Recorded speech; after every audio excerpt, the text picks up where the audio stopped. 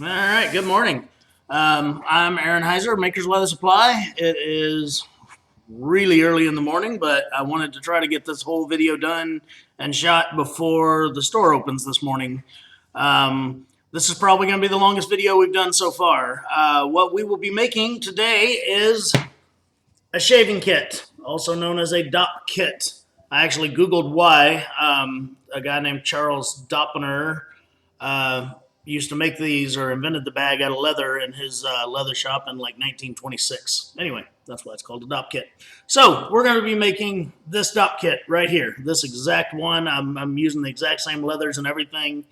But the cool thing about this, a lot of people, when I threw this out on Facebook last night, a lot of people were excited because it is lined with bandana fabric. So everybody was like, oh my gosh, how'd you do that? And they're going to be really upset when they find out how easy it was to do.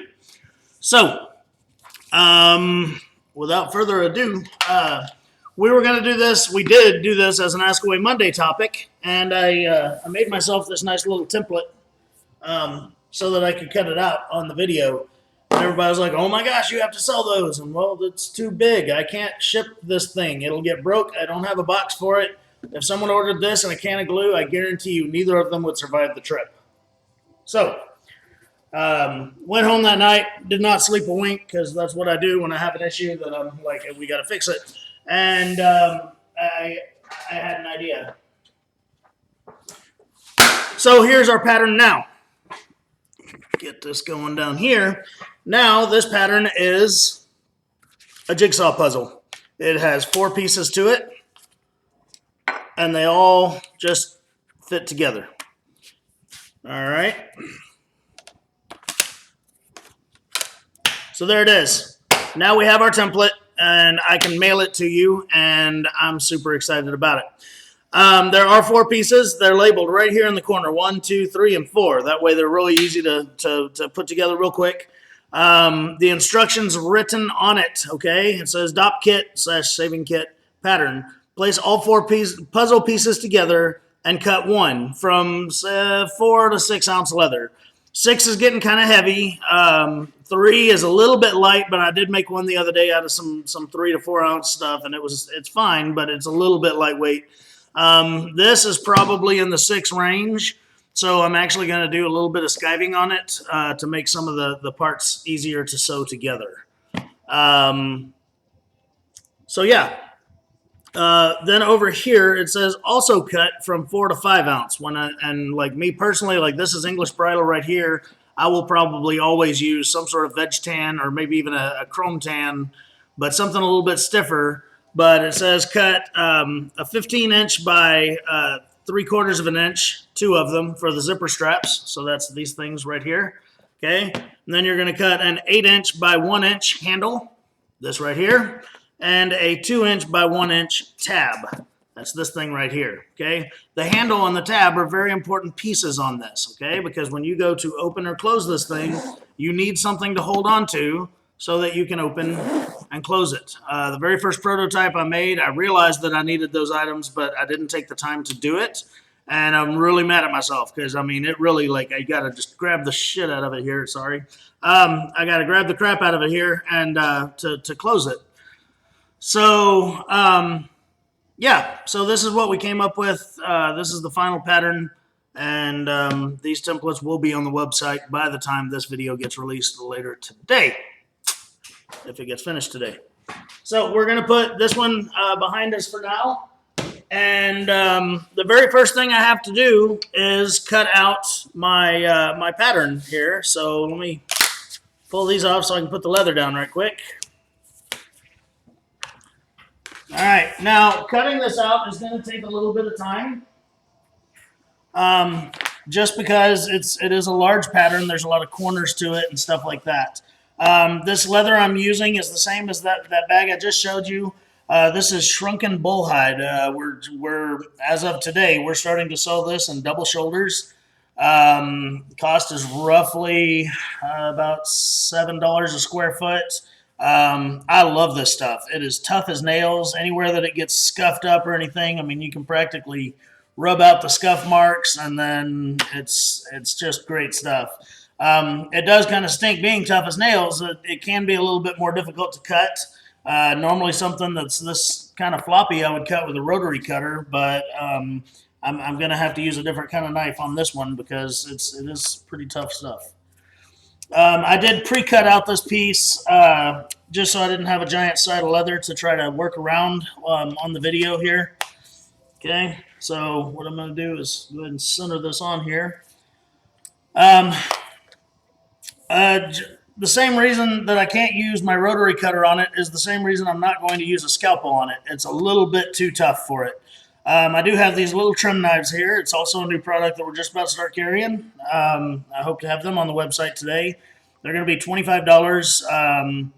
And these things are amazing. They're made out of D2 steel, and they stay sharp. All I got to do is strop it once in a while, and it's good to go.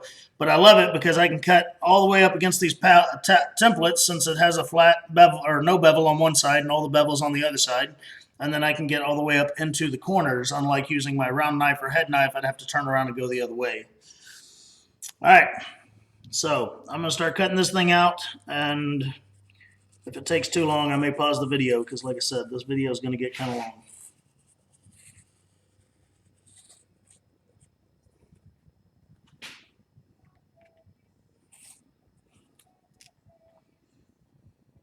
This stuff is tough.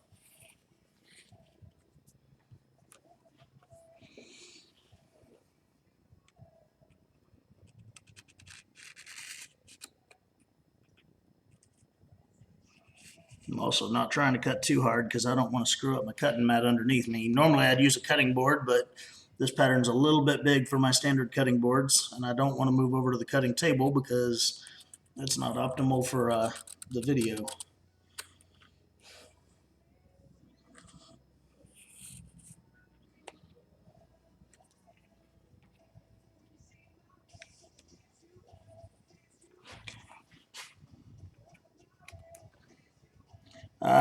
When I started the Ask Away Monday series on this was actually, this piece right here was separate.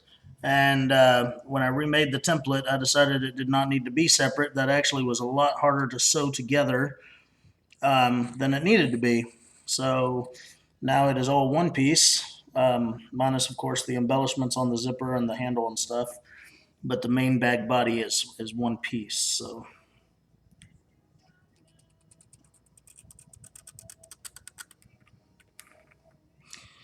All right, I'll tell you what, I'm going to go ahead and pause this video because it's going to take me another 10 minutes or so to cut this thing out. And when I come back, we'll have it cut out and we'll move on to the next part. All right, so what happened in a millisecond on your screen happened over the course of 3 songs on the radio on my desk.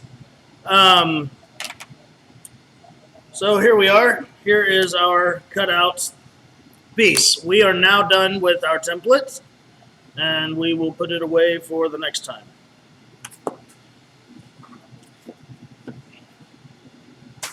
There we go. That looks away.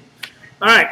Now, the next thing I'm going to do is not necessary if you're using a thinner or maybe a super pliable leather. But again, this is pretty thick and it's pretty hardcore stuff. And I'm going to skive down these 2 pieces right here. I'm just going to go like a 1/4 of an inch in or so and skive them off some a little bit. When sewing it all together, it gets super duper thick right there, and we can have, it does make sewing a little more difficult. The one I built last night to make sure that everything was going to work out for this video, I did not skive, and it worked just fine, but it was more difficult to sew right there. So I am going to skive that little area down. This is our Japanese-style skiving knife that we've just started carrying. Again, also D2 steel, and it's a wonderful little tool, but to use it, I'm just going to run it along there just like that. I'm holding it with the bevel up. Can get a little bit floppy because, again, this leather does stretch and move and stuff like that. It's a lot easier to skive Veg Tan type leather, but that's not what we're working with. I'm going to do one of these on camera, and then I will pause the video for the other one, because again, it's going to take a minute, because I'm going to go extra careful. I don't want to ruin this huge piece of leather with my little bitty skive here. I am not a skiving expert by any means, but it is a necessary thing to do sometimes. So it is something good to be in practice with. Okay, I'm just going to keep going along that line there until that piece comes off.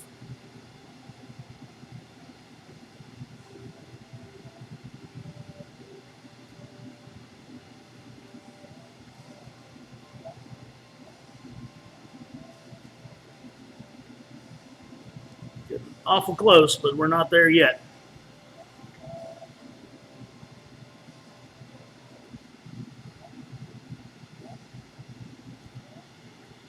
Okay, grab my cutting board. I really don't want to ruin my cutting mat. You should have like a nice heavy piece of glass or something like that, but I've been doing this 16 years and I hadn't bought a dadgum piece of glass yet. So, all right, and then let's just kind of skive off that last corner there right quick. A little awkward to hold it this way, but all right, I'm kind of impressed with myself. Here I am on a recorded video, and that's probably the nicest dadgum skive I've ever done. Clean up that little corner there. So we went from about 6 ounces down to paper thin, and this is gonna be nice on the when we go to sew it. So, all right, again, I'm gonna pause the video. I'll skive this other side, and then I'll bring it back. All right, so got both ends of that skived. I wish I had recorded this one. That actually turned out better than this one. So, anyway, put that cutting board away. Now it is time to apply the liner to it. And again, this is a very, very simple procedure. Folks, I made the first one without a lining and then kicked myself later because of how easy I knew that it would be to line this little case. But what I need to do, I need to put some paper down so that I can spray glue everywhere.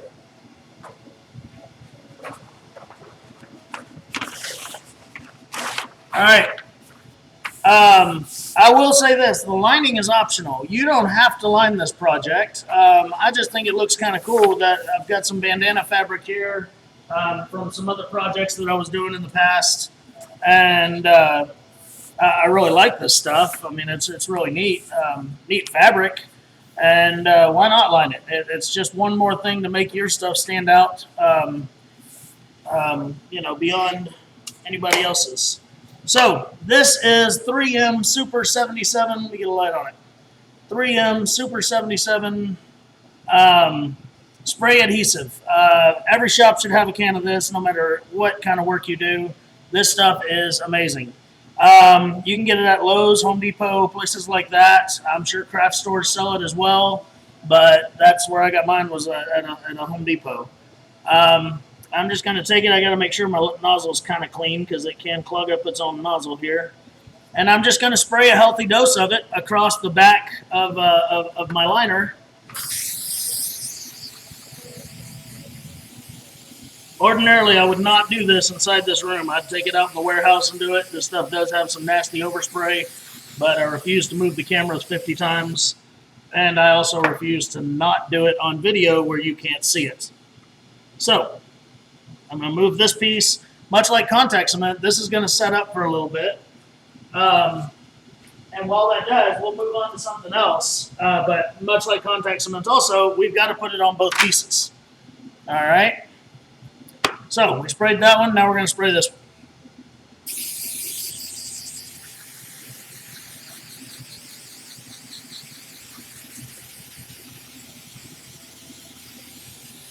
Glue in a can. This stuff is amazing. It works really well on fabric, of course, when you're adhering fabric to leather.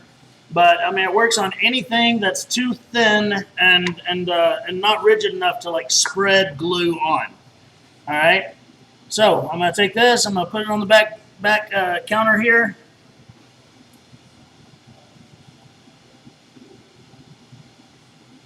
And while that sets up, we are going to work on the straps. For this project, like the template said, we need two 15-inch by 3/4 inch strap pieces. Okay, I'm using English Bridle. It's a 4 to 5 ounce, and I just cut me a little random strip off the side back there so that I could come up here and use my strap cutter on the video and make my 3/4 inch straps. Okay, so what I'm going to do here though is I'll measure out. Like I said, they need to be at least 15 inches. It's okay if they're a little bit longer. So I'm going to go ahead and cut these about 17 inches, or this piece, so that I can run it through my strap cutter. For anybody that's never used a wooden strap cutter, these things are amazing. I set it down to the 3/4 inch measurement. Mine's kind of worn out, so I have to use pliers to tighten it. And then I'm just going to run this leather right through it. Little secret when you're using these, when you're pulling the leather through, pull on the strap that you're cutting, not on the other piece. If you pull on the other piece, then you're going to pull it away from the strap cutter and it's not going to cut right. But that's just a little tidbit from the thousands of belts that I've cut out on these things. All right, now I may have cut this too narrow because, yes. All right, so I need to cut me another piece off of this because I didn't get it quite 3/4 of an inch, and that's fine. I've got some more leather back there.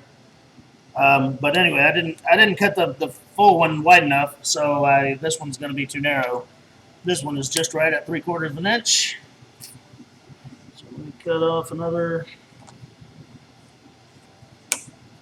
17 inches or so.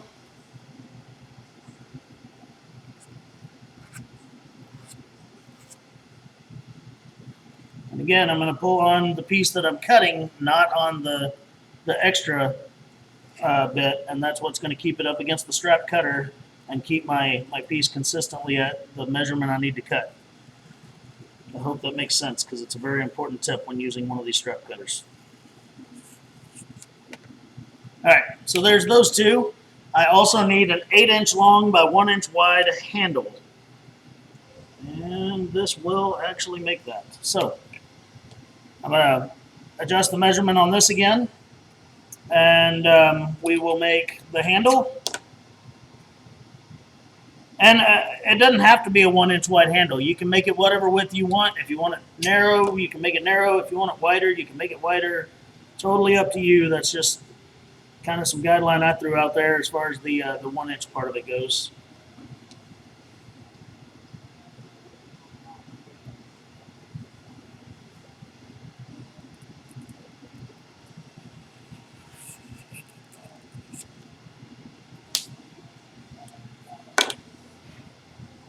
Did I get enough of it to make an 8-inch?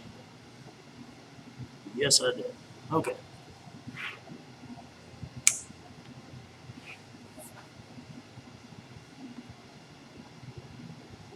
All right, I'm cutting this a little bit longer than 8 inches, and then I can trim it later. All right, now we need a little pull tab for the other side of it. You can make it any size you want. I'm going to make mine, let's say, 1.5 inches wide and about 2 inches long. So again, I'll change my strap cutter.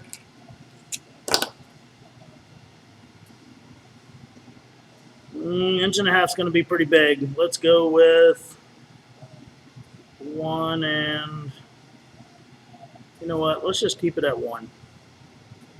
Looking at the sizing on it, it just doesn't look like it would be very proportional if I made it much larger. So we do want it to look right.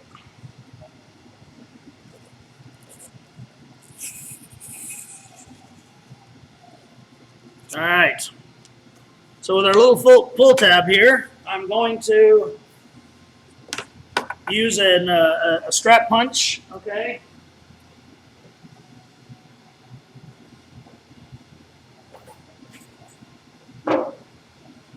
Got me a CS Osborne strap punch here. And I'm just going to cut off the very end of it with my strap punch so that I have a nice rounded piece there. You can throw a quarter on it and cut around it with a knife if you want, but I've got punch, so what about it?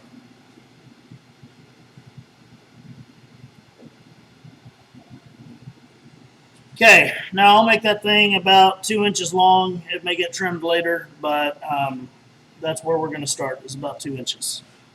So again, I don't normally use a lot of scissors, but they're quick and easy, and they're sitting right here. So, but when I'm trying to cut things out that really matter, I don't really use many scissors. It's pretty hard to get good clean cuts with them. So, all right. Now I need to edge and bevel all of these. Okay. So we're going to use, I don't want a lot of corner taken off, so I'm going to use a number 1 Ron's edger, just a regular round edger, and I'm just going to barely take off the corner of this piece on all 4 corners. Then I'm going to dye them, and then I'm going to burnish them. All right. I'll do a complete one on the video, and then I'll pause it and I'll do the rest of them, because once again, you don't need to sit here and watch me do repetitive work all the daggum time. By the time I am done with all the edging on all these pieces, then the liner will be ready to stick to the project, and we'll move on. The cool thing about this project is, like, all of this prep work gets done, and then sewing it together is just a breeze. I mean, it's nothing. It's very easy to do. This is actually, even though it looks like an intimidating project, this is a very easy project to make. Christmas is around the corner, and they are always a huge seller at Christmas time, because most guys are hard to shop for, but they all love a nice shaving kit to keep their crap in. I haven't shaved since I retired from the Army, and I still have a shaving kit. Just doesn't have a razor in it anymore. All right. Again, I'm going to go ahead and just complete this entire one, and then I'll pause the camera and do all the rest of these sitting here, okay? So I got my Ron's Edge Rub, and I have some Angelus dark brown leather dye, because I like the contrast.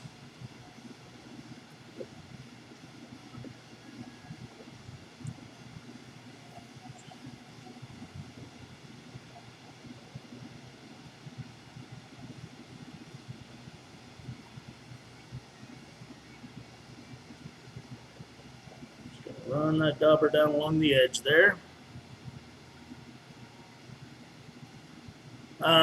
I am going to use a sewing machine to sew the zipper pieces together, just because I don't have all day to hand sew it. I wish I did. I'm a huge advocate for hand sewing on all these videos, because I don't want anyone watching these videos to think that they have to have a sewing machine to make this project. However, time is just super short here at the shop right now, and I mean, that's why I came in at 3 o'clock this morning, so I could start this video so that I could get it done before I actually have to start doing today's work.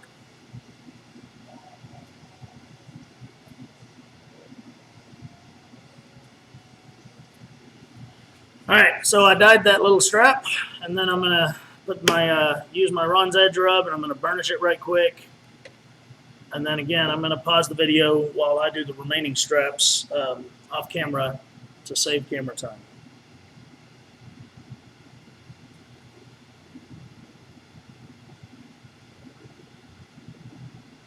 All right, when doing these little straps, they get real floppy and they're hard to burnish sometimes. So what I do is I put them over here on the edge of my table and hold on to them. Then I take my canvas and give it a rub. This English Bridle is real easy to burnish, so it doesn't take much. Okay, and then I'll have a nice, smooth, glassy edge as opposed to a rough cut on the edges of these straps. I use Ron's Edge Rub to burnish my edges. It's not something you have to have. A lot of people use glycerin settle soap. Some people use the gum Triggencant stuff. I just like Ron's Edge Rub.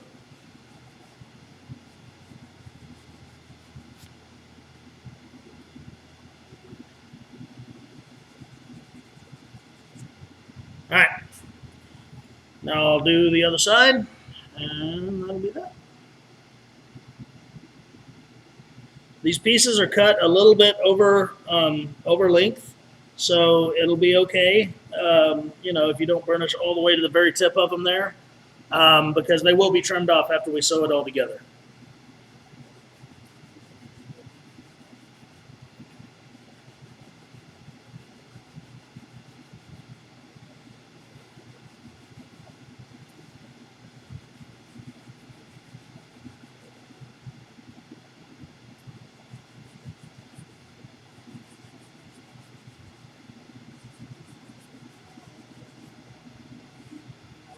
All right, so there it is. This piece now has nice shiny edges on it. And yeah, I'm going to pause the video right quick. I'll do the other pieces and we'll come back. All right, all these edges got burnished. I got myself a fresh cup of coffee, and yeah. I am going to, I have a tiny little maker's mark, maker's stamp, and I'm going to put it right there on that little tab. I've built 3 of these already, just, you know, making sure my pattern was right and all that, and I hadn't thought to put the daggum stamp on any of them.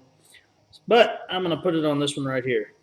I do need to case this just a little bit. The English Bridle doesn't case that well because it's actually supposed to resist water pretty good, but I'll still put a little bit of moisture on it there.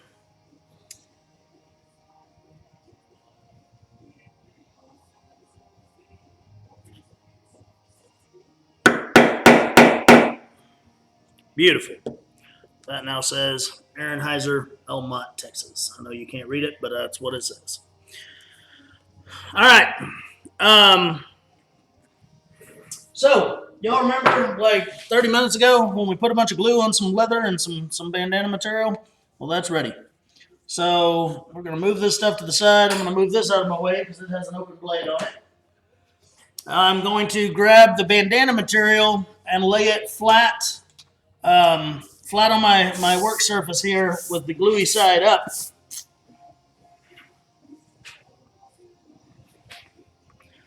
All right. Yesterday, I nearly made a huge boo-boo when I moved it in from the warehouse after putting the glue on it. I almost let it kind of fold in half, and that would have really stunk. So, need to stretch it out as much as you can. You don't want any of these wrinkles and stuff, you know, getting into the middle of your project. You want it nice and flat under your leather. I'm going to take my leather here, and I want to do this in one take. I don't want to pull it back off and then put it back on there again.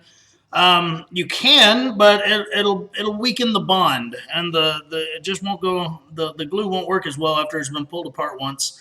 So I know that when I drop this down right here, it's going to be fully covered on all sides, but I'm going to do it from the center out and apply a little bit of pressure to it so that I know that all those wrinkles and stuff are coming out from under it.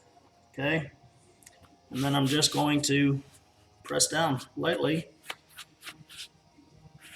from the inside to the outside.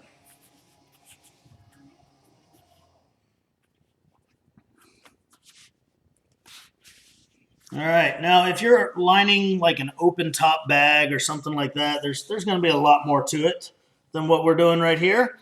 But this is a simple project to line because all of these seams and everything are going to be hidden very well inside the bag, so we don't have to worry about rolling over fabric and stuff like that. If I wanted to get super fancy, I would roll this over, bring it all the way out here where the zipper strap would be, and I would actually roll it again on the other side of the zipper strap so that you'd see 1/8 of an inch of the bandana fabric just peeking out from under there. And that looked pretty cool, but I'm not about to take the extra hour and a half that would probably take me to do. All right, so now you have to trim your liner to match your project here. I'll use a rotary cutter knife, and I'm just going to roll it alongside the leather. One thing we have not discussed yet is the zipper needed for this project. The zipper needs to be, I use a 17-inch zipper, even though the leather it's going on is only 15 inches. I want that zipper extra long. Now, the important thing about the zipper is it has to be able to separate like the zipper on a jacket. Okay, it can't be like the zipper on, say, your pants that doesn't separate at the other end. So yeah, that's what I'm using, and actually that's what it's called too. It's called a jacket zipper. If you're going to Hobby Lobby or somewhere like that to find said zipper, that's what you're looking for is a jacket zipper. They're a little bit heavier duty and they open at the end. And that's very important. If it doesn't open at the other end, you're going to have a real hard time sewing this thing together. I'm sure you could do it, but it ain't going to be easy.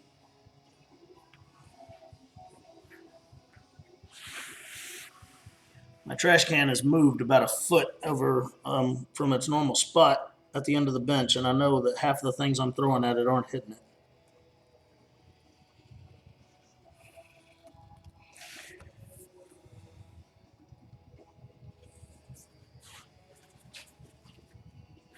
All right, now cutting inside these, I'm just going to use the rotary cutter to do most of it, but it won't get up into the corners without damaging the leather. So I'll have to go back with my little trim knife and just trim out those extra little corners so we can get this out of here.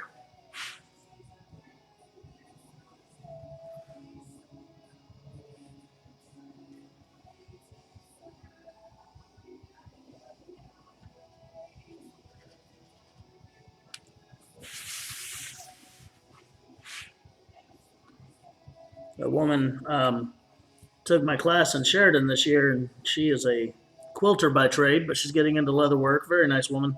And she was telling me that she watched my video on my fringe cutter template, and apparently my roller blade etiquette is just not safe or nice. She said all of her quilting friends were just gasping when they saw the video, and I apologize for that. I don't really. I know that all blades can be dangerous, but I've never thought about how I hold my rotary cutter. I think it's probably the safest knife I own.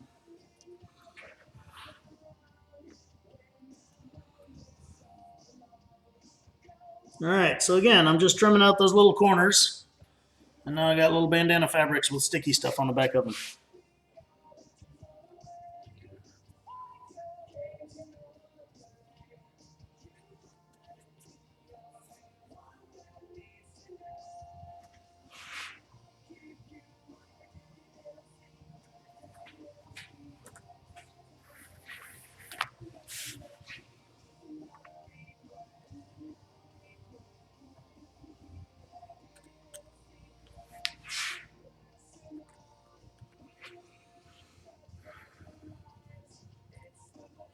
One of the things I want people to take away from this video is, again, how simple this project. It looks like a complicated project, but it's very, very simple.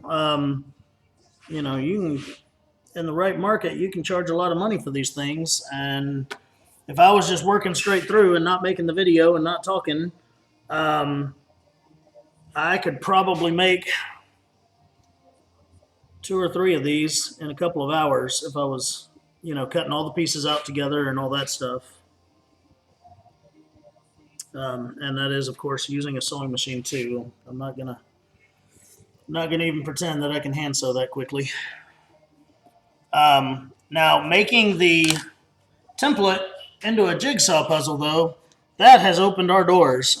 We are going to be able to do a lot more templates that I've been wanting to do now that I can do that. All right, here we are. We are trimmed. We are lined. We are looking awesome, okay? I turned it over, and I'm just going to go ahead and kind of rub on this a little bit and make sure that that's adhered everywhere. Once we've sewn this together, it's okay if this is a little bit loose on here, but I need it to stay to the leather, stick to the leather while I'm sewing it, just so it stays out of the way. But being a one-piece liner, again, once it's sewn together, if parts of it, you know, aren't adhered to the leather, that's okay. I mean, most bag liners aren't even sewn in like that, so. All right, I'm just making sure there's no wrinkles and stuff like that. It will create some when we go to fold all this up and everything. All right, we can now set this aside and be proud of it. Okay, now time to work zippers. Alrighty. I'm not the zipper guru. I don't do a lot of zippers, but I've found an easy way to do them, at least this style. And so I'm going to pass that along because that's what I do. Okay, so here is my 17, I believe, inch zipper. Yes. Here's my 17-inch zipper. Here are my 2 pieces of leather that are approximately 15 to 17 inches. And when this is done, it's going to look like this. Okay? Just like that. All right? And when it's sewn into the bag, the stitches will actually end up being like here and here. Okay? So we don't even need the closure or where the 2 pieces come together down here. And then where the zipper head is right now, we don't really even have to worry about it because those are the stops for the bottom and the top of the zipper, the back and the front of the zipper are going to be where it's sewn together. The zipper will not go too far. We're actually going to trim this thing off, and we'll trim this off after the bag is sewn together. So, again, this is what the zipper is going to look like. Let me turn it at an angle where the camera can see it better. I am going to glue or double-sided tape the zipper to the leather as straight as I can. Now, zippers have a tendency to want to go like a snake, and you need to try to apply it as straight as possible because that's going to show up in your finished project. If you double-sided tape the zipper to the leather and it has a variance of how far it is from the leather, then you that's gonna be there when you sew it all together. The other thing is you need to keep a good 1/8 of an inch or more of space from the edge of the zipper to the middle part of the zipper to the leather because this head needs room to go down and up. All right. If you put it right up on the zipper, then the head's going to have a hard time moving up and down it. So, got some double-sided sticky tape here. I'm going to pull me off a big long piece, and I'm going to apply it to the leather because the leather's more rigid and easier to use. And I'm just going to put it right up on the edge of the leather and make sure that it's straight. And most importantly, I don't want this double-sided tape hanging over the side of the leather at all because then it'll be on my finished project, it'll be seen, and it'll be ugly, and it'll forever have crap stuck to it, and it's just not a good thing. All right. So we got that done, kind of stretching it back to where it's straight again. When you're working with thinner leather, it will have the tendency to want to curve up this way or that when you're applying things like tape to it.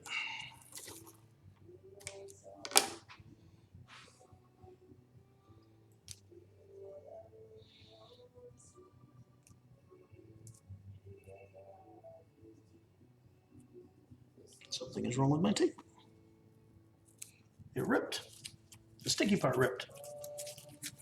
Never had that happen. Let's see what's going on here.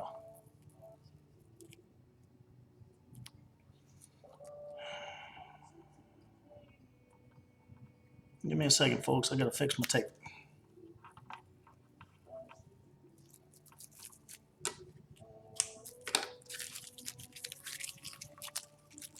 All right. Let's try that one more time.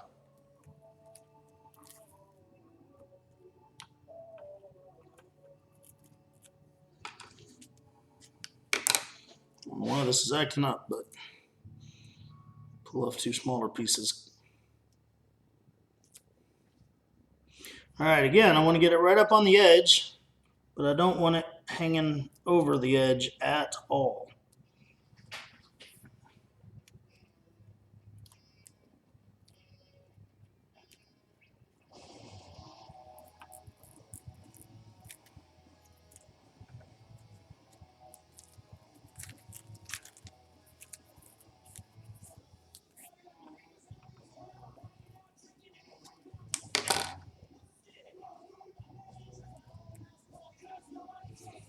Okay, now I am going to remove the paper off the double-sided tape here.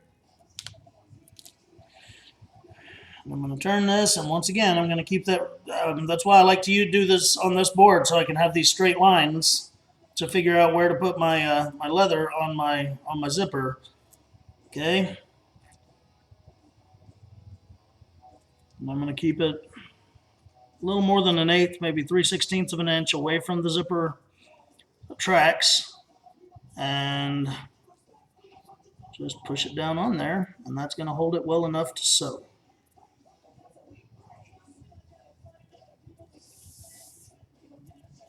All right, so there's a half of it.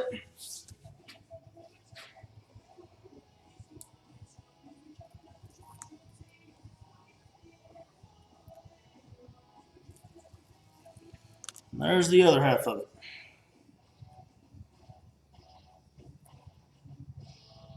This side's going to be a little bit easier to keep straight because the zipper is now more rigid with the other piece of leather attached to it.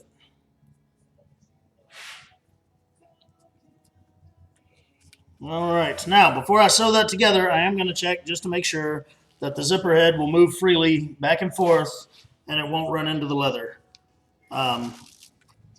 So yeah. All right, now again, I'm going to sew this part right here and then the next part on a sewing machine because I need to save some time.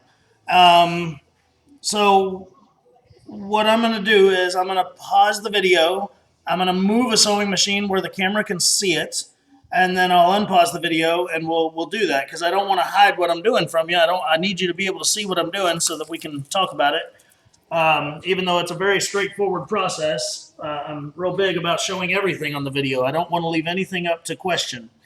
So I'm going to pause it. I'm going to move a sewing machine, and I'll be right back. All right, welcome back. Roll the sewing machine over. This is the Cobra Class 20 sewing machine. It is a medium to heavy duty flatbed sewing machine. What I'm about to do, I could have done on some of the lighter weight sewing machines, but this one is already threaded with the color thread I want to use. So that's how it got chosen. It's a great machine. Like I said, that was the reason for my choosing of this machine is already has the color I need on it. All right, I'm going to start sewing this zipper on here. All I'm going to do is just sew right down the edge of the leather closest to the zipper tracks. I'll do one side and then go across and do the other side. I'm going to use the presser foot of the machine as my guide, and it's going to ride right along the edge of the edge of the leather there. And yeah, we'll get this sucker stitched up in no time.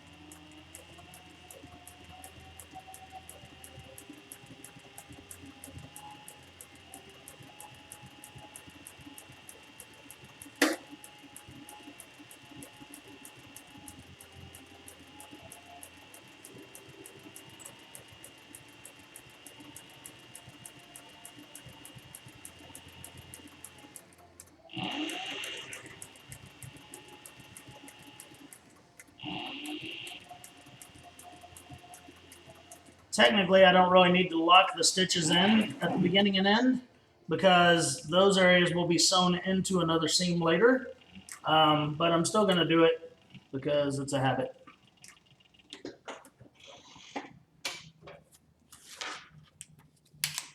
All right, trim that one side off.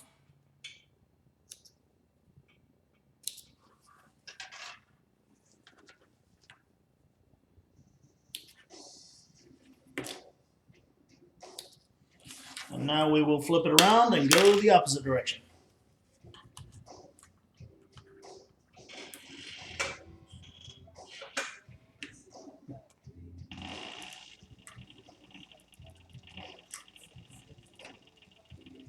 I can't stress enough, once again, I love my sewing machines, I love using them, but you don't have to have a sewing machine to do this project. This is about 20 minutes of hand stitching on each side of this line. You know, if I were to do it by hand, but the problem is this morning I just don't have that time. And I wanted to get this video out there because there's been a lot of interest and a lot of questions about it.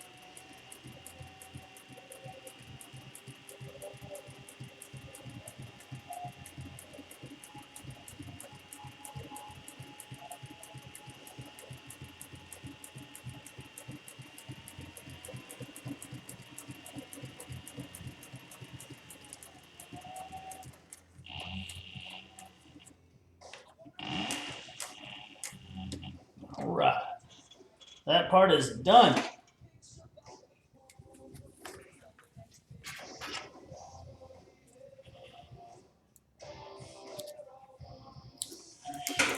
All right, I'm going to swing the camera back around, back to the table, and we'll talk about the next thing that needs to be sewn, which is putting this on the project itself.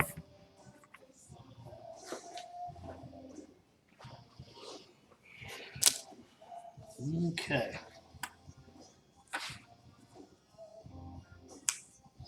A little bit of trim there. All right. Now, what I'm about to show you is not exactly scientific, but it works.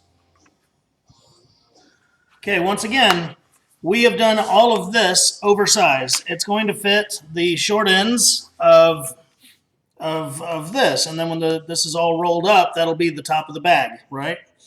So we need to, I leave it zipped up. What we need to do is make sure that when we sew one side to one end of the bag and one side to the other end of the bag, that the two sides line up, okay, so that the zipper will match up. Let me adjust the camera back where it needs to be there. All right, so we want to make it to where the two sides line up. Hang on, we're not in focus anymore. I'm sorry. I really need a better camera. Yeah. Focus. There we go. Okay. So to do that, what I'm going to do is I'm going to put this thing, and I'm just going to center it where there's, you know, about an inch, inch and a quarter over here, and about an inch, inch and a quarter over here, whatever.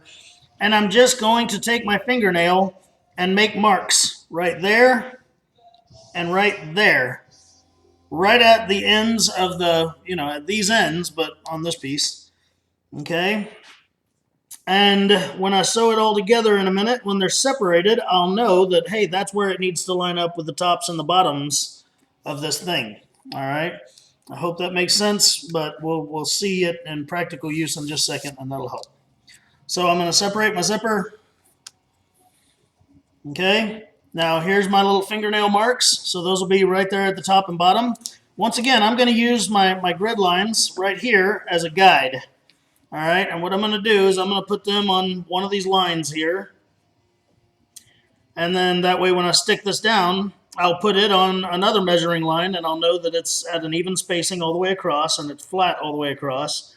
And then when I flip it around, I'll do the same thing on the other side, and that way the zipper won't be off center on the top of the project. Okay, so I need more double-sided tape.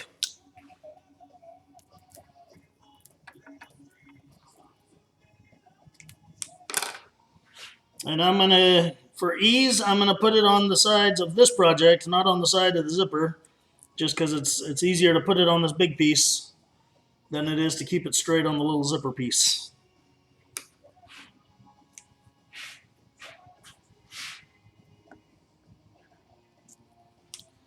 There we go.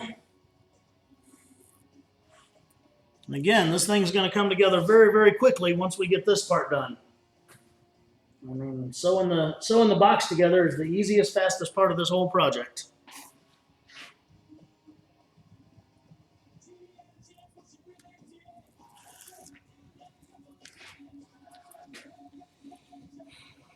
All right, once again, I'm going to make sure that this is lined up how I want it on my, on my grid lines here, so that when I put the zipper on, I know that the teeth are going to be straight. Whoop, but what I didn't pay attention to, again, those little fingernail marks that I put on there, I've got to make sure that this lines up with those. Otherwise, the zipper won't line up and close right.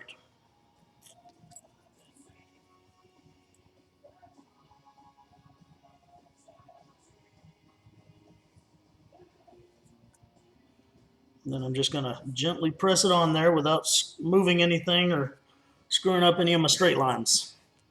Okay? And again, after we sew it all together, we'll trim off these excess ends of the zippers. Okay.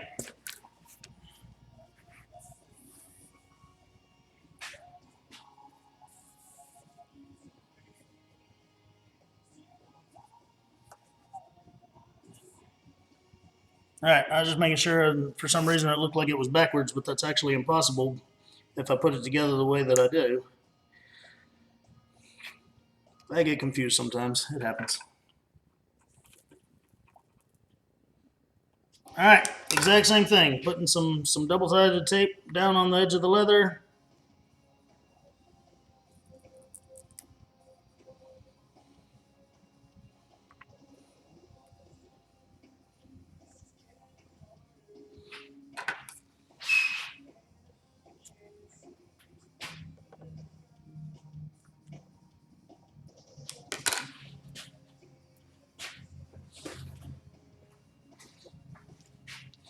Okay, once again, I got my little fingerprint. Whoop, take this off.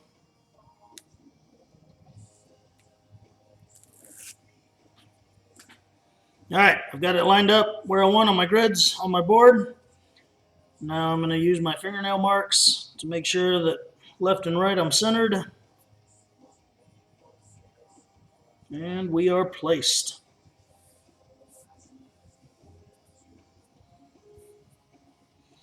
And don't forget, you can't have this zipper all the way up against the edge of your leather. Okay, not going to happen because then the zipper head won't move freely up and down the project. All right. So now, going back to the sewing machine, and I'm going to sew down these two lines right here. All right. So let me flip the camera around. Kind of embarrassing that you see all my mess while I turn the camera around, but that's okay. This is a working shop. We get in inventory every day, and yeah.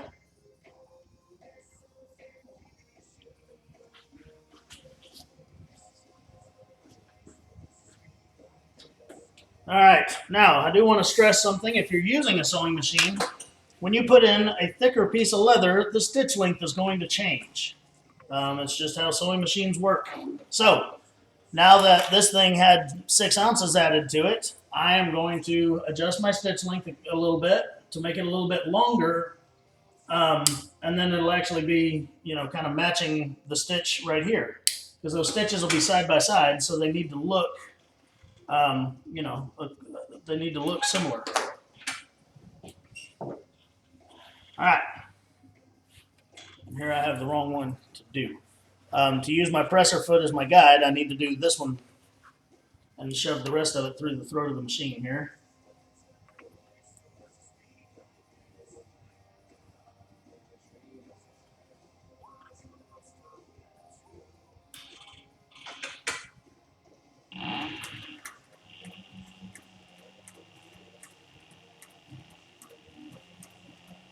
All right, I'm just going to run it right down.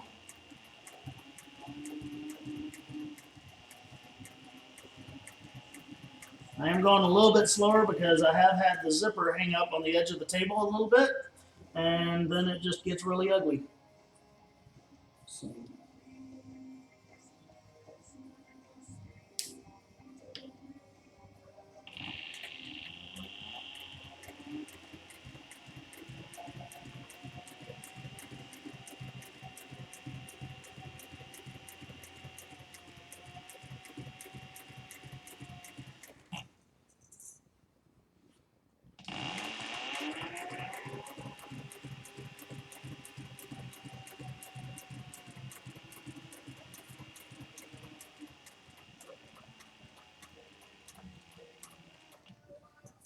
Okay.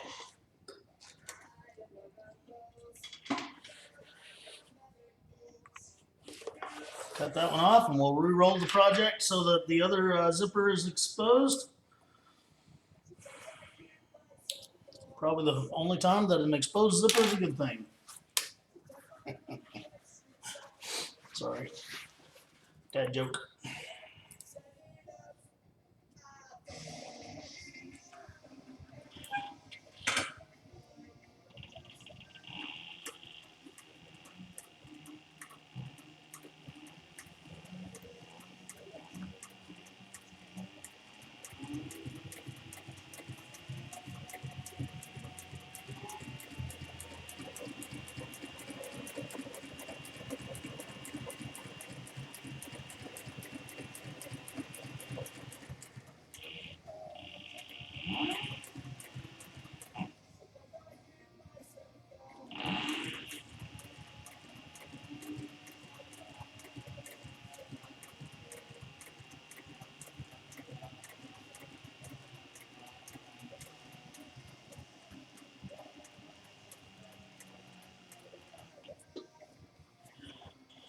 one thing we didn't talk about is if you wanted to tool things on this, you could tool a patch and sew to the side of it. You can tool these straps before you sew them on.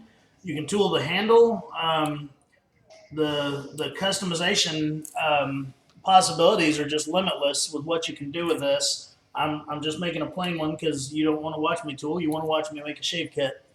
So Christmas is around the corner, and I've got people I need to make gifts for, and that's probably what they're going to end up with is some customized ones of these, just to see how far I can push the envelope and how fun I can make it. All right.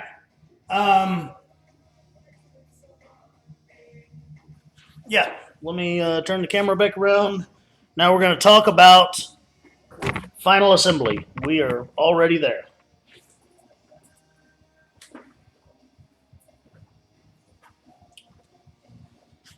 Okay, so final assembly. We need to zip this thing up inside out. All right, so put the zipper together and zip it up inside out. Now, I am actually going to unzip it a little bit because when I sew this side down, if the zipper is past it, then the zipper will never, ever, ever unzip again until you cut it apart. Okay, so the zipper needs to be a little bit down, and then once I've sewn this in together, I will unzip it a lot further because otherwise I can't get my hand inside of it to unzip it when I go to turn it right side out. The rest of this bag is assembled inside out. All right, and then we work really hard to turn it right side out.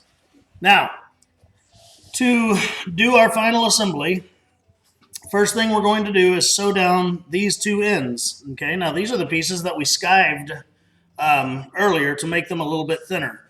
Okay, so we're going to sew those pieces together here and here. And one thing we don't want to forget is our little tab that we created for this. All right, this is when that little tab is going to come into play. So what I want to do is I want to find my little tab that I cannot find. There it is. So I have my little tab here. Why is the camera blurry? There we go. I have my little tab here, and what I'm going to do is just take a little bit of double-sided tape and put it on both sides of the tab. Okay, right at the very end. Now, where this tab is going to go, here's the finished one. Okay, where your zipper is in its closed position is the handle end.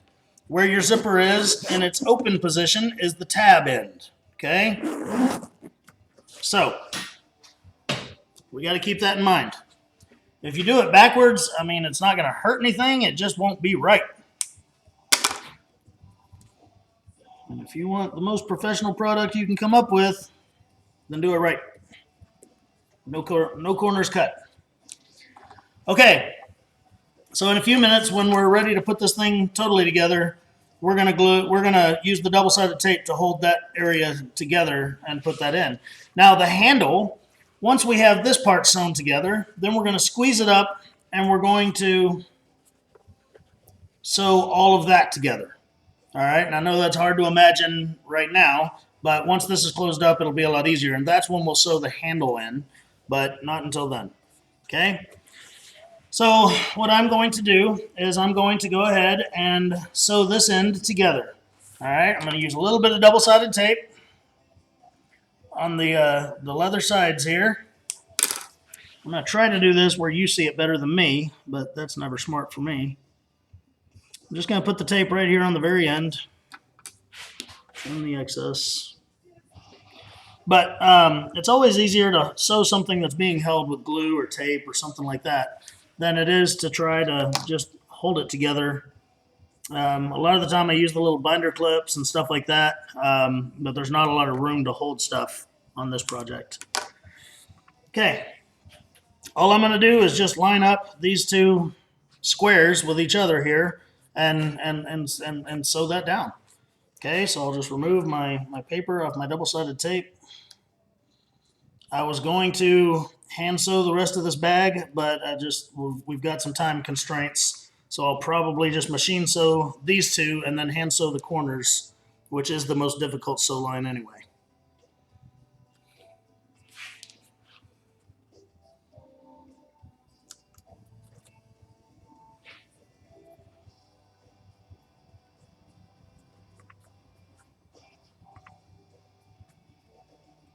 Okay, so I'm just sticking that together there.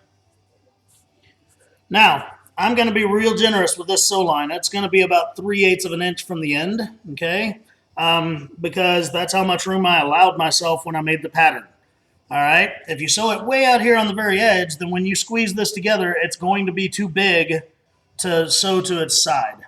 All right, so I'm going to sew it about 3/8 of an inch in, and that way I've got plenty of room for fudging there. And, you know, fudging room's always excellent, just like fudge is excellent. Fat kid joke.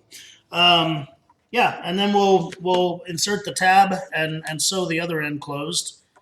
All right, so again, turn the camera, go to the machine.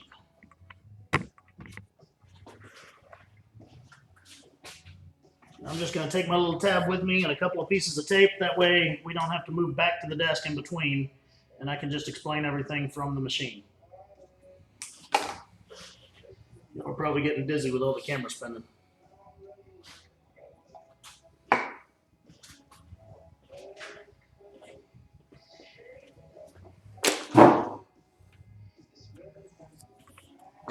Okay. Now, when using a machine, you do have to be careful when you sew across a zipper. So far, I haven't caught my needle on it, but I know it's possible, so I go extremely slow where the zipper is. So again, I'm going to give myself some generous room. I'm going to sew about 3/8 of an inch in from the edge of the leather. I will lock my stitch.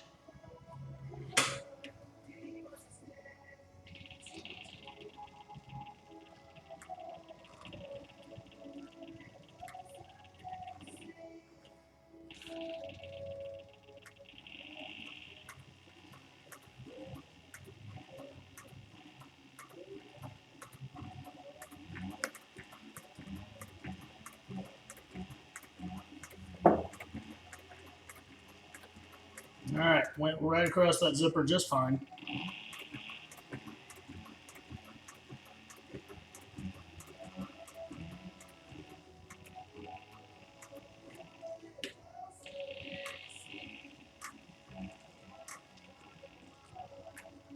Okay. So that's sewed up just fine. Now again, the next thing I need to remember to do is reach in there and unzip it some more, enough that I'll be able to get my hand inside of it once it's totally inside out. Okay, but right now the other end of it's still open, so I'll reach in, give myself enough room to put my hand inside. Okay. All right. Now, let me make sure that you can see what I'm doing here. Okay. The little tab. We're going to flip this over where the zipper is on the bottom.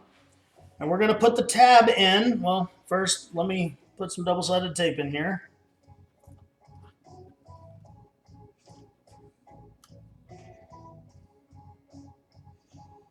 This zipper is like an OD green fabric. And honestly, it looks really cool. It kind of looks old school World War II Army with the tan and the brown here. So yeah, this one's going to be my personal one, and the other one's going to be the display in the store. So, all right, we have our little tab. We put double-sided tape on both sides of it, and I'm going to peel off both of those pieces of tape.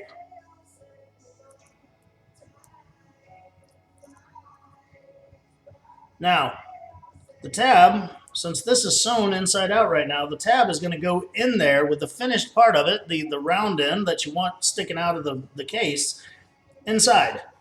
All right, and you're going to line it up. You're going to center it on your zipper, and you know, centered right to left on the zipper, and you're going to line it up where the back end of it is about where the end of the dark brown leather is there. Okay, it's okay if you miss it a little bit on, you know, if it's too far out. Not okay if it's too far in. Now, I'm going to remove the double-sided tape from the sides here so that I can stick the top to the bottom and we can get to stitching. All right, I'm going to line all these lines up. And I'm going to stick the leather together, and there we are. Now, we're going to sew all the way across all that, just like we did on the other end. And again, this bag is now like 85% done. We've got 4 more little sew lines after this one, and we're done. We can call this complete. I do want to stress, your little tab needs to run parallel to the zipper. Okay, you don't want it off to one side or the other, because then it won't be straight on the inside, or once it's turned right side out. I mean. Okay, and the handle is going to be the tough one to do that, because we've got to sew this bag with the handle inside of it, and that is difficult, but we can do it. I did it twice without messing up, so surely we can do one more.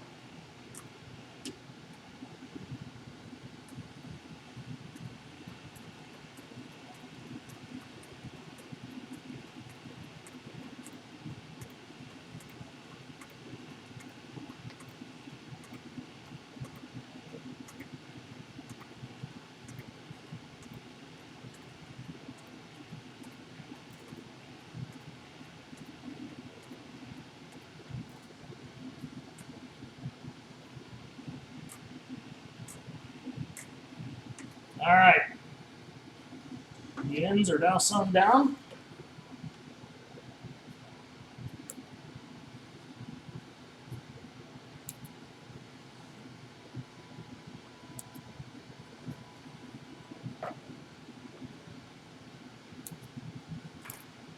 We're going to go back over to the desk, because like I said, I hope to continue sewing this by hand. We're going to look at the clock right quick.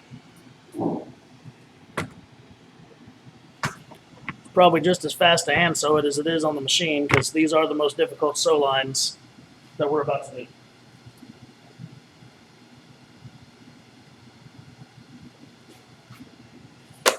All right, so here's what we got. It looks like a dead possum laying on the side of the road, but it won't soon. Now I'm going to go ahead and I can trim these off if I want to. So yeah, because we're done with them. They serve no more purpose. I'm going to use old crappy scissors to do it, because I'm about to cut through a zipper, and I'm not about to use my good scissors.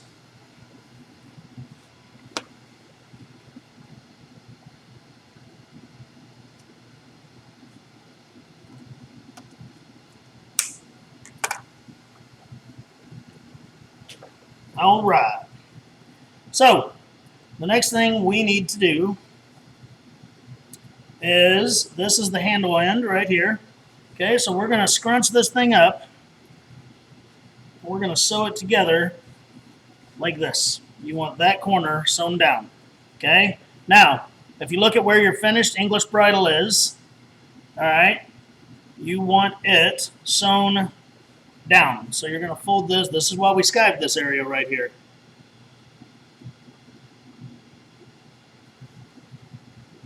One second, I know you can't see what I'm doing, but I'm looking here to make sure we're right. Yeah. Okay, sorry, I had to look at the finished one, make sure I wasn't just going crazy on myself.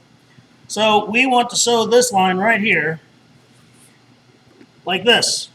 But we also have to put a handle in here. Okay?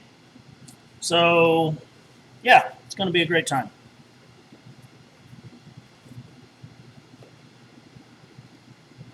We have our handle piece right here, and to do this properly, the handle actually has to be inside the bag. So yeah, let's add a little bit more complication to this. Now, I haven't experimented. You could put the handle down low or up high. It doesn't have to be right there where that seam is to make things difficult. But I would put it, if you are going to offset it and not put it directly over the seam, I would put it on the bottom part, not where the zipper is, but on the bottom part, because when you won't be able to get to the end of your zipper otherwise. And I'll tell you what, we're just going to experiment with that. We're going to go ahead and do it that way. I'm going to use a little bit of double-sided tape, and I'm going to get it damn near down in that corner right there, and we're going to sew it on. Okay? Again, this is the most difficult part of making this bag. but it's only difficult because you got to hold everything in place while you do it. It's not difficult because it's hard to do. It just, there's some complications due to corners and handles and pull tabs and things like that. So I'm just putting a little bit of double-sided tape in here, and I'm putting it on the very, very, very edge, because the last thing I want is when I turn this thing right side out for any of that double-sided tape to show. It would just ruin my entire day. Okay, so I'm kind of cradling it like a football here, and I'm pinching this together, make sure it all lines up. Okay, and then I'm about to put that handle in there, but I need to put another piece of tape on the handle itself so that it'll stick to the top of the bag.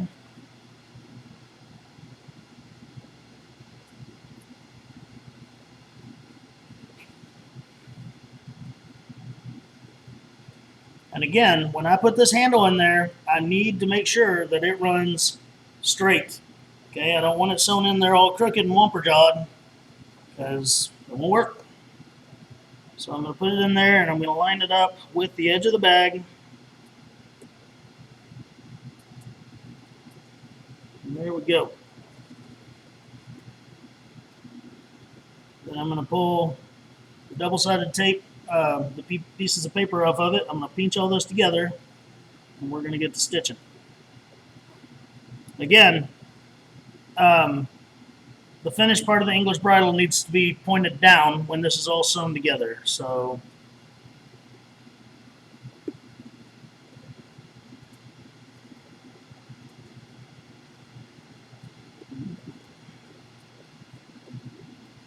and it's okay.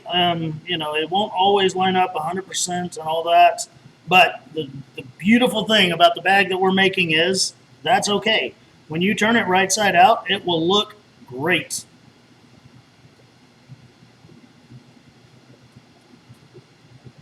Tell you what I'm going to do is grab me some little clips to hold that together right quick. Oh, here's one. So that I can get all my stitching materials out. And again, we're going to go pretty generous. We're going to go 1/4 of an inch or so in to do our stitches. And yeah, I'm going to have to basically freehand this stitch and go down. But I'm going to do at least one corner on camera. I need you to see how to do it. And then, yeah. Let me get...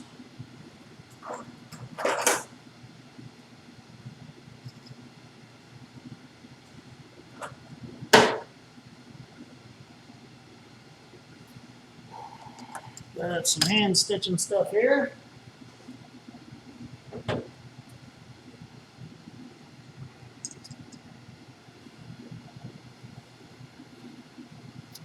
This is kind of thick for, like, we're not going to use our pricking irons on it because it is pretty thick.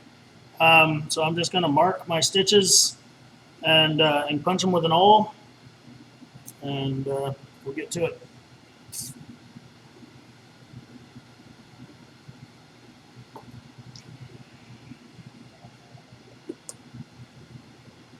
Okay, now it might be best to kind of hang the edge of the bag over the side of your table, because then you know, you have room for all this bulk and everything to lay flat, because your goal is to try to line this up and get it to lay as flat as possible so that you can stitch it up.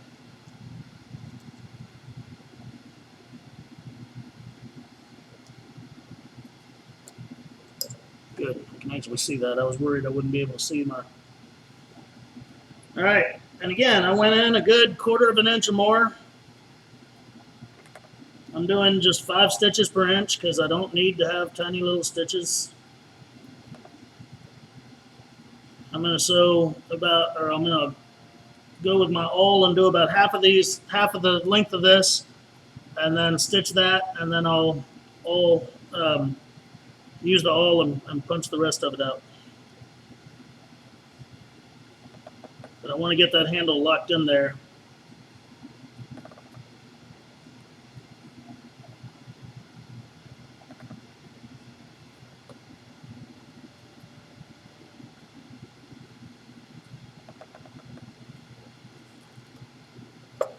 All right. Grab some thread.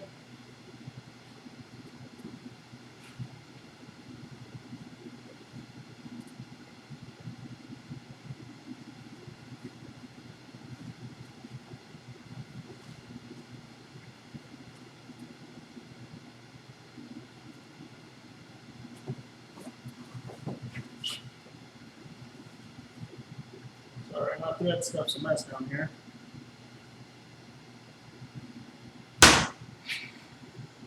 Okay. Grab a couple of heels.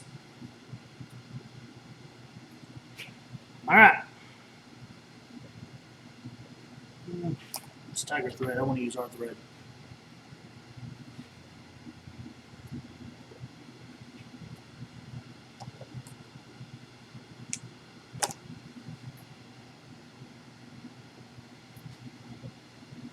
All right, I just grabbed a thread that's going to kind of match the outside leather.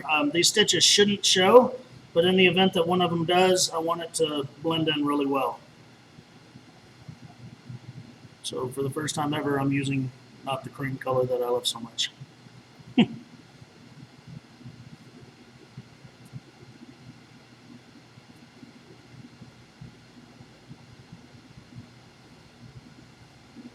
right.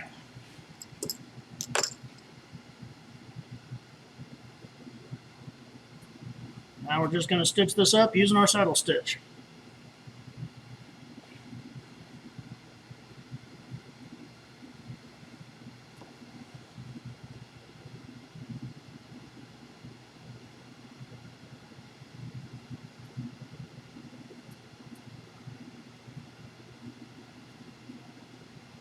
Come on, buddy.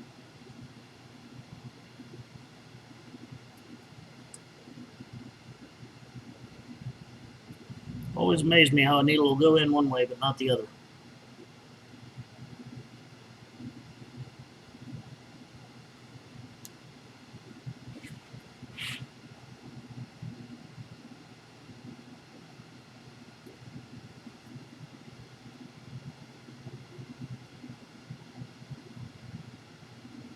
There we go.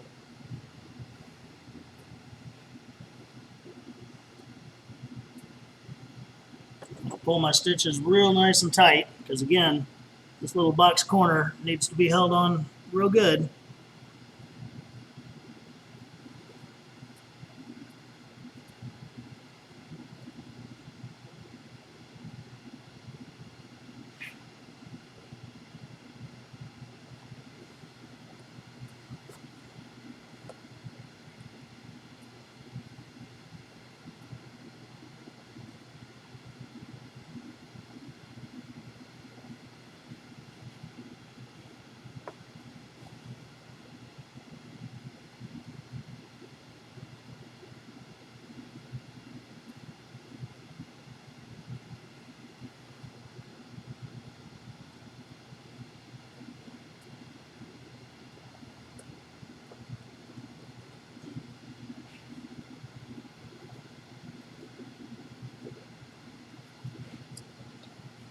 Every once in a while, I use pliers.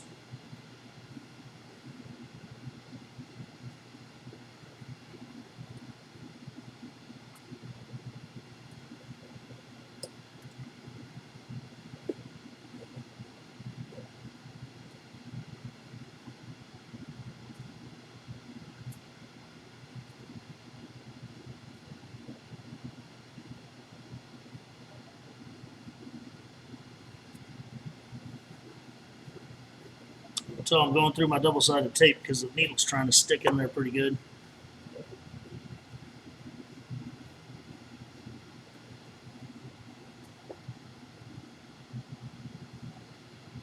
And again, I know this looks like a dead possum in my hands.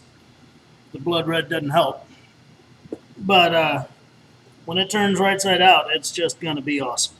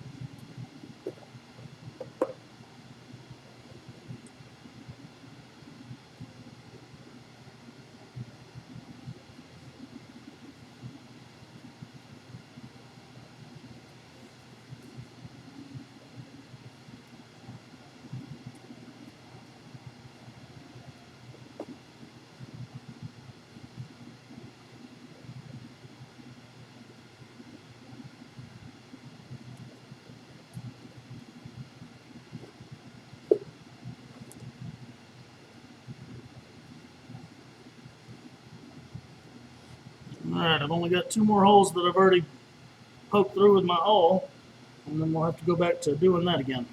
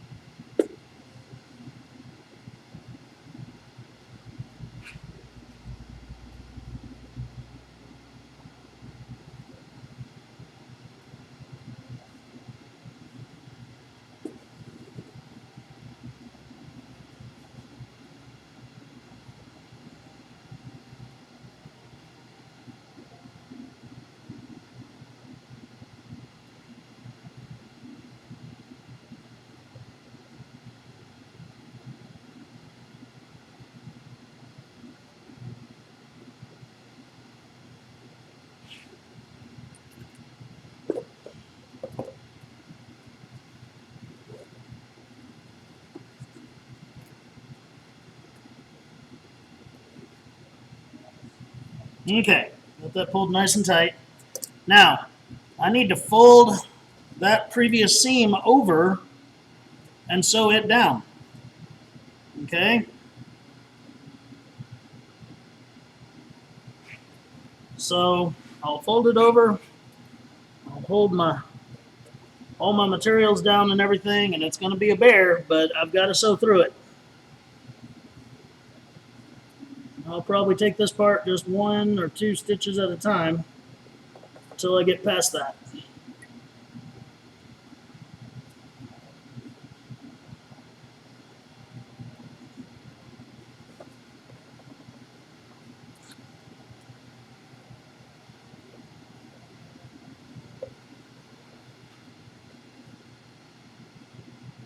And it'll be smooth sailing to the other end of the bag.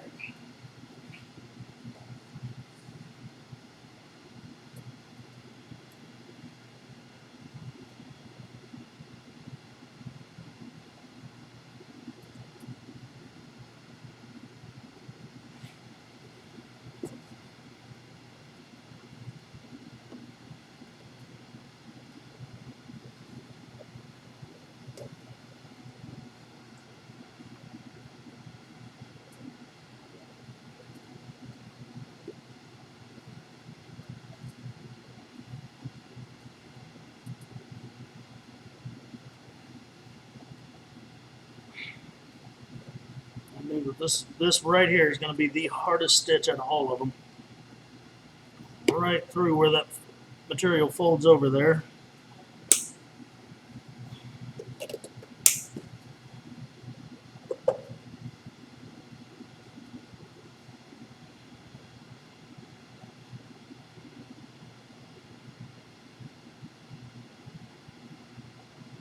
Sad thing is, it's not that much easier on a sewing machine just because you're having to hold everything and try to keep it in the throat of the machine, right?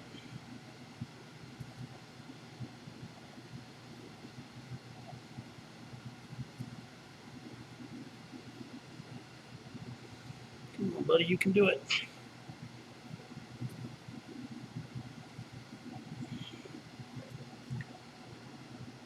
There's my hole. I'm going to open that up some.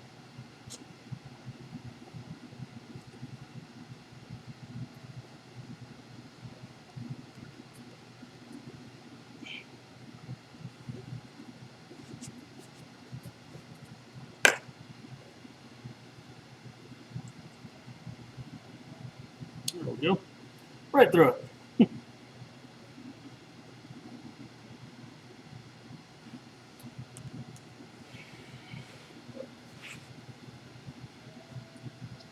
few more of the hard stitches and we'll get past this.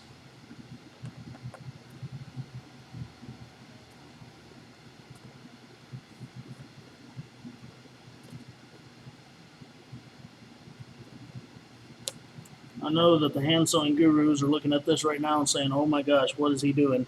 I'm going through really thick stuff on a stitch that won't be seen. That's what I'm doing. So it doesn't bother me at all.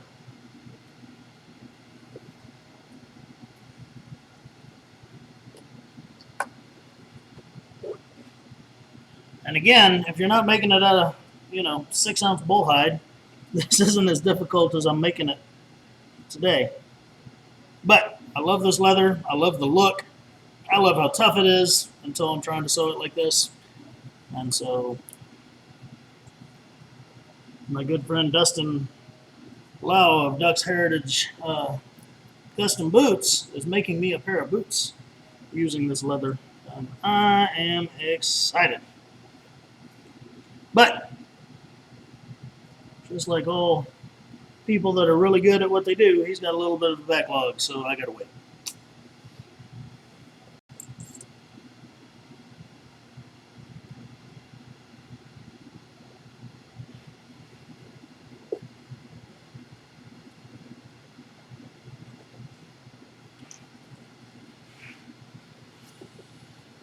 All right. I'm gonna poke the rest of these holes right quick.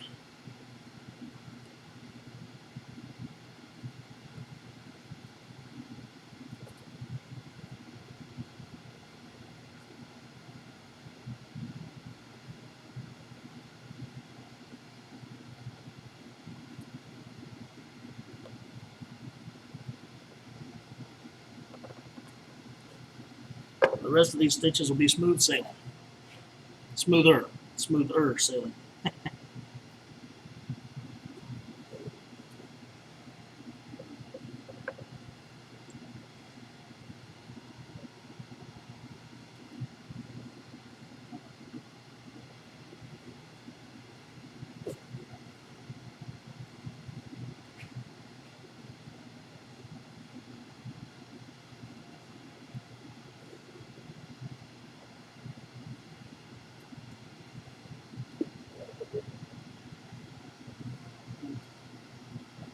I know this video is getting long, folks, but I can't stand seeing a video on YouTube and it's like, oh, it's a how-to video, but no, it's actually just a fast-forwarded with no information whatsoever, no measurements, no nothing video.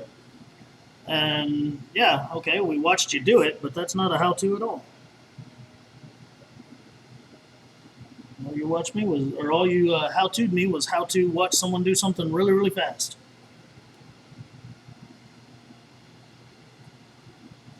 I wish I knew how to edit. My good friend Don Gonzalez makes a lot of videos, and he knows how to fast forward through parts like this. And I would love to do that because then you wouldn't have to watch me so slowly when you already know what I'm doing.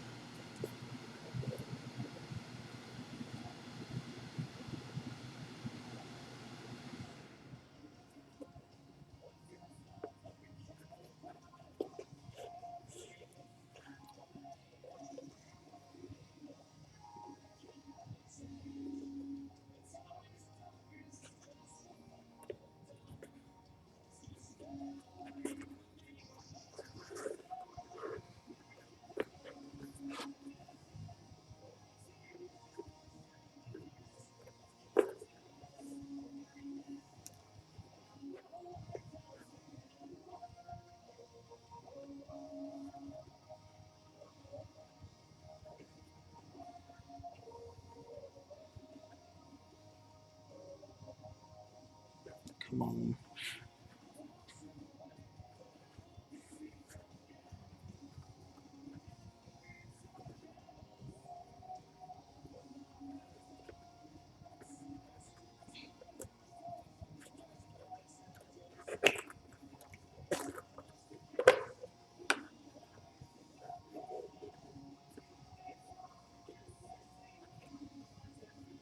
All right, now I'll do a couple of back stitches here.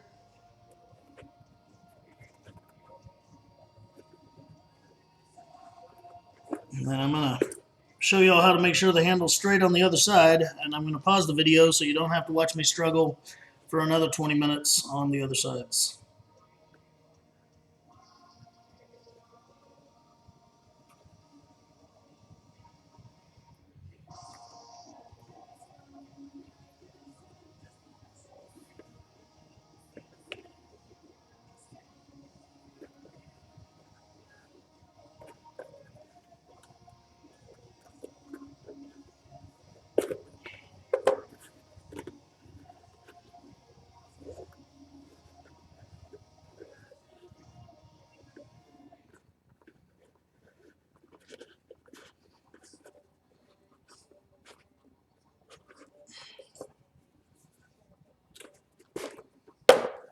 Use bullhide, he said. It'll be fun, he said.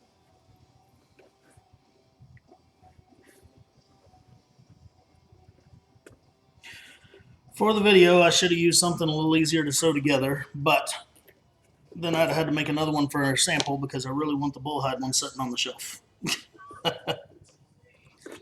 All right, let's clip that off.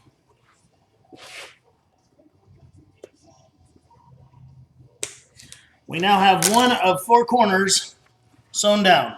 All right, I realize it does not look pretty. That's okay. It doesn't have to look pretty. It's on the inside. Now trim off that little corner right there, and that'll help pretty it up a little. And that's that, okay? Now I'm gonna move over here. First I'm gonna check and make dang sure that I unzip my bag. Sorry, let me get down here in the camera. Make dang sure I unzip my bag enough that I'll be able to get my hand in there so I can unzip it the rest of the way, because there's nothing like sewing it closed. Ask me how I know. All right, so the handle. I'm going to put it in the same spot on this side as it is over here on this side. All right. Sit down. All right, I'm going to put my handle on the same side on one side as it is on the other. I'm just going to kind of mock all this up, and then I'm going to pull out the double-sided tape and get these corners put together right.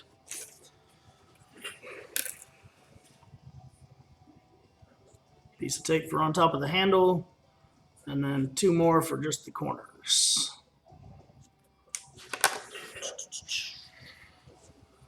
So again, I'm just going to put these little pieces of tape right on the very edge here so that they can help me hold this together whilst I sew.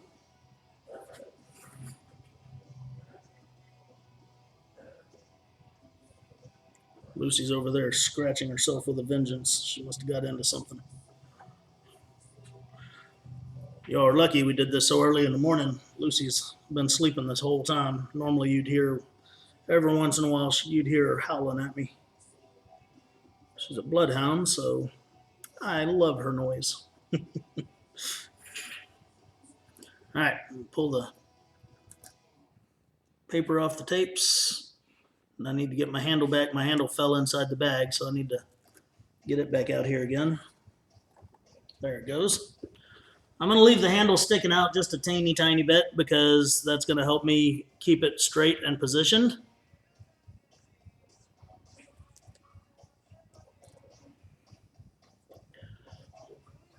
But again, I'm going to watch where it is on the other side of the bag. I'm going to put it in the exact location. And then I'm just going to pinch that corner closed using the double-sided tape to hold it. So there it is. Okay, and that's the next line I get to sew now. All right, I'm going to put me a little clip on there just like I did a while ago. And it really helps if you allow this bag to fold right here. That's going to help you sew this in a straight line if that gets folded over temporarily while we clamp it up, mock it up, glue it up, whatever we're going to do to hold it so that we can sew it. All right, I'm gonna pause the camera because we're already at 1 minute and 31, or 1 hour and 31 minutes, looks like. And then when I come back, these 2 will be done, and these 2 will be done as well. And again, there's nothing to this side. You're just sewing it down. You don't have to worry about the handle. The tab is already in its place. You just got to sew the corners closed. And when I come back, we'll be ready to turn it right side out, and everyone will be able to say ooh and ah, and hopefully not ah crap. So, here we go. All right, folks. Our dead possum now has a box-like shape.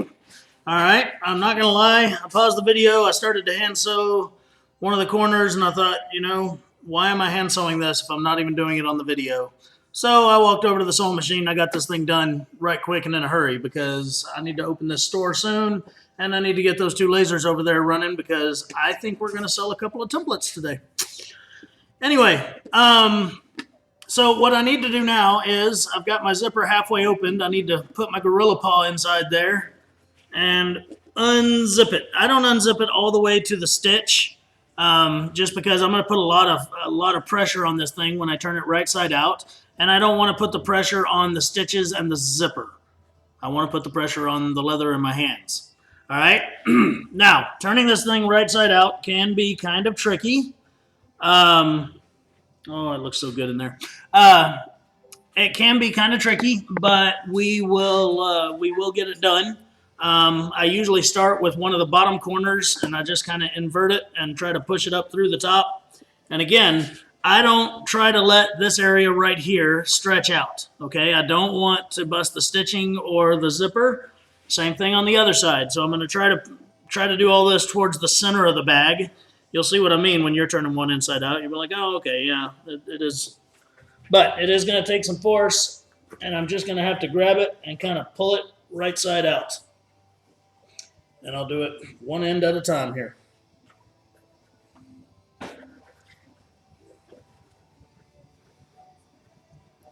Sorry, I know I'm kind of off camera, but I got to get where I can get some leverage on it too here.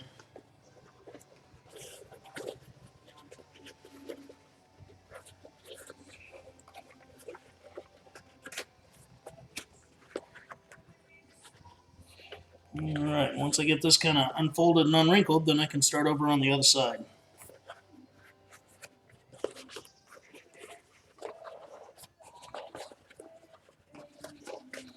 I want those bottom corners to come out first, if I can, because that'll make it a little easier. This is not near as bad as the article I wrote on making a football for the Leathercrafters Journal a couple of years ago. I don't even make those dang things anymore because they are just such a pain to turn right side out.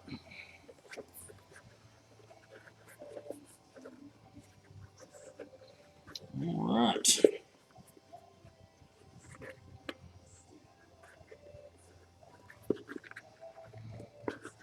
Almost there. 2 more corners.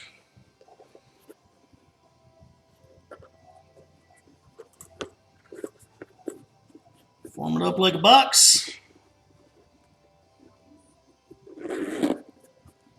Zipper's going to take some time to break in. Push those corners out just a little bit more here. Do it from the inside. There we go. And there we go. There you have it, folks. It needs a little bit of forming. You know, you got to work it with your hands and get the corners right and stuff. But here we are. Here's our shave kit that we made. It's got the little pull tab on the back end. It's got the handle on the front end. I think when I make the next one, I may double the handle and sew it so that it more closely resembles the this part. I want the sorry, I want it to match it completely. So yeah. All right. So there it is. I hope you enjoyed our video. I am going to I've got a little bit of this English bridle that I cut super thin here, and I'll take it and put it on the end of this zipper, and I'll do a quick blood knot with it. Okay, for anybody that doesn't know what a blood knot is, I am going to find a knife. Where's my... All right, so to make a blood knot, I have these 2 pieces here. I'm going to lift up the front one, and I'm going to poke this knife through the back one, just right in the center, and I'm just going to make a little slit approximately the width of... I don't want to cut my fingers on a flipping video here, just trying to make it a better angle for everybody. So, the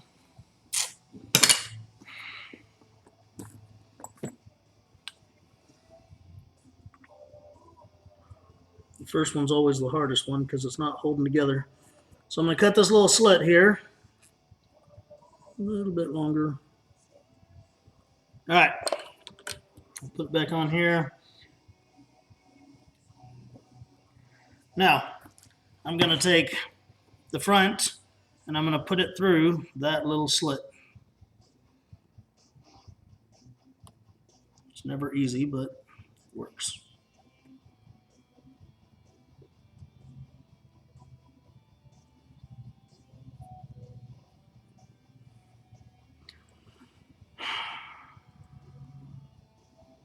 swear this would go faster if the video wasn't rolling.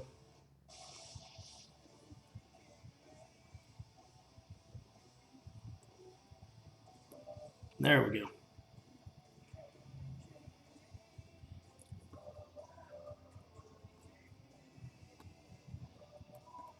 Pull that piece through. And what I want to do is I want to make sure that it is centered in that hole and that it doesn't turn sideways. I want it to lay widthwise, you know, and that's not the way that it wants to lay, of course. Okay, so I got to kind of pinch it in half and rotate it a little bit to get it where I want it. Now, I'm going to take and I'm going to cut the exact same kind of slit in that very first piece there, just below where it meets the other one. Okay, and it's a little easier now because it's going to hold on there.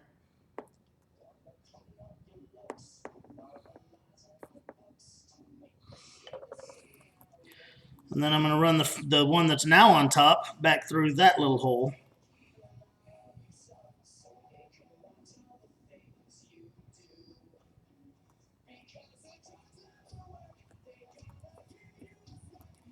Pull it through, and again, I'm going to kind of rotate it to where it sets in the middle and it looks like a little braid.